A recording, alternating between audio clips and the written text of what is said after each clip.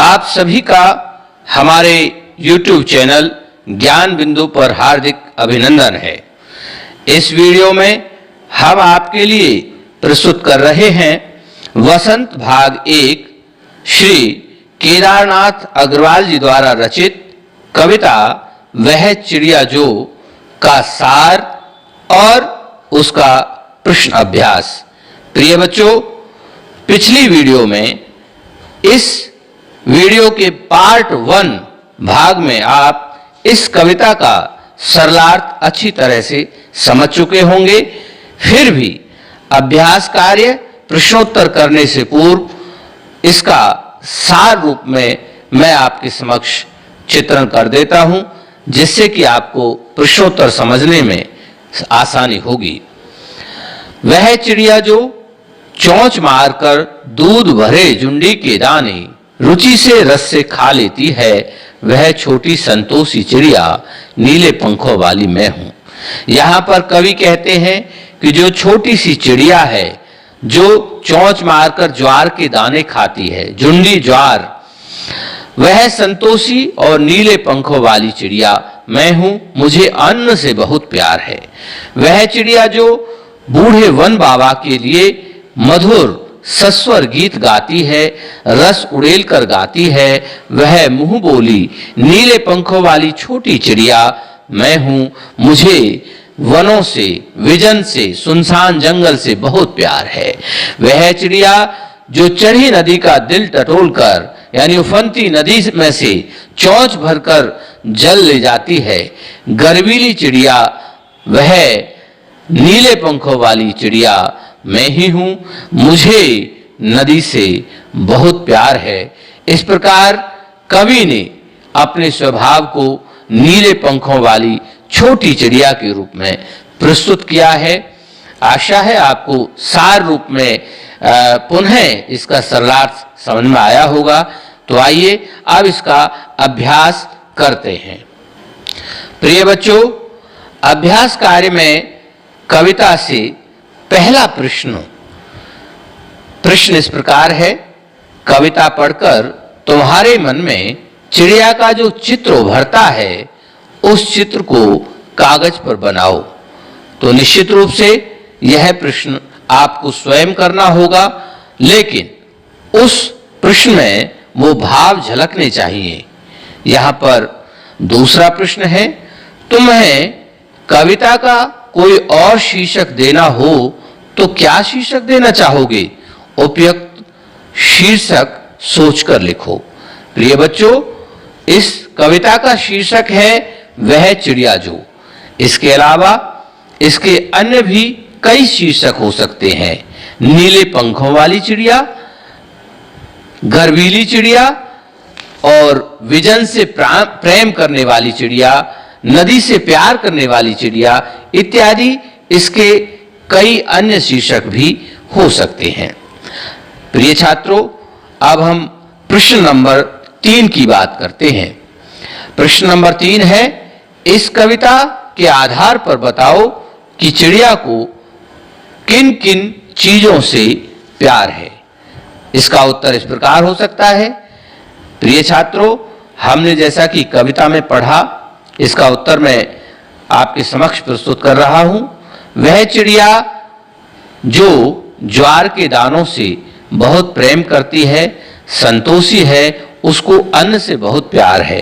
वह बूढ़े वन बाबा के लिए गीत गाने से, रस उड़ेल कर गीत गाने से बहुत प्रेम करती है, उसको जंगल से बहुत प्यार है, वन से बहुत प्यार है। इसके अलावा वह नदी का जल अपनी चोंच में भरकर उड़ जाती है, गर्वीली चिड़िया है, उसको नदी से भी बहुत प्यार है। इस प्रकार हमने देखा, तीसरा प्रश्न आपका हुआ। अब प्रश्न नंबर 4, आशय स्पष्ट करो। प्रिय बच्चों, पहला इसका पार्ट है क भाग, रस उड़ेल कर गा लेती है। ख, चढ़ी नदी का दिल टटोलकर। अगर हम क भाग की बात करें तो प्रिय छात्रों, आशय स्पष्ट करना, उसका एक तरह से सरलार्थ करना होता है, उसका आशय समझ में आना चाहिए, ऐसा हमें लिखने का प्रयास करना चाहिए कि यहाँ पर कवि क्या कहना चाहता है। तो इसका क पाठ के भाग देखें हम। रस उड़ेल कर गा लेती है। तो हमने दूसरे पद्यांश में, कविता के दूसरे पद्यांश में देखा कि वह कविता सरस वाणी में, सस्वर स्वर में, रस पूर्ण वाणी में बूढ़े वन बाबा के लिए गीत गाती है। इस प्रकार वह मुंह बोली नीले पंखों वाली चिड़िया वन से बहुत प्यार करती है। रस उड़ेलकर गाने से तात्पर्य सरस वाणी से है। इसका ख भाग हम देखेंगे। चढ़ी नदी का दिल टटोल कर जल का मोती ले जाती है। इसका आशय इस प्रकार स्पष्ट करें। यहाँ पर नदी चढ़ी हुई है और जो चिड़िया है वह बहुत गर्वीली है, वह स्वच्छंद है, पूरे वातावरण में पूरे स्वच्छंदता के साथ वह इधर उधर उड़ती हुई फिरती है। वह कितनी भी उफनती हुई नदी हो, उसका दिल टटोलकर या उसमें से एक चोंच पानी मोती की तरह वहां से चुराकर ले जाती है। वह गर्वीली है, उसको किसी से कोई डर नहीं है, वह नदी से बहुत प्रेम करती है।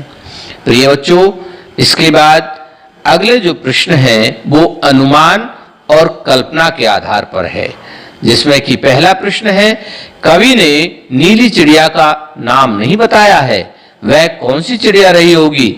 इस प्रश्न का उत्तर जानने के लिए पक्षी विज्ञानी सालिम अली की पुस्तक भारतीय पक्षी देखो। इनमें ऐसे पक्षी भी शामिल हैं जो जाड़े में एशिया के उत्तरी भाग और अन्य ठंडे देशों से भारत आते हैं।